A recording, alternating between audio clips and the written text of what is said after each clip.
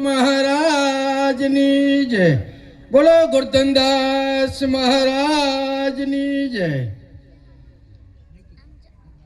હવે આશીર્વાદ તો દરેક સંતોને મળી ગયા છે, ત્યારે જ અહીંયા પધારેલા છે. જેને આશીર્વાદ નથી મળ્યા ને એ તો બધી ઘેરે હોઈ ગયા. કારણ કે આ અત્યારમાં હોઈ ગયા હોય કે ઓટા ભાંગતા હોય. કારણ કે આશીર્વાદ જે મળી ગયા હંસો હે. રઘા દાદાને આવો શુભ વિચાર આવ્યો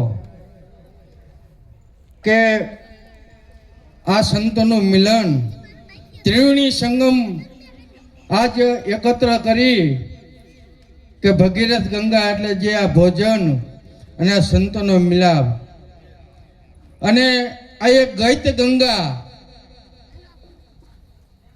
અને જ્ઞાન ગંગા જે રાતે આ સંતોના મુખથી પરમહંસોના મુખથી એક એક શબ્દ અમૂલ્ય અને આ હંસો ઝીલશે ઉતારશે.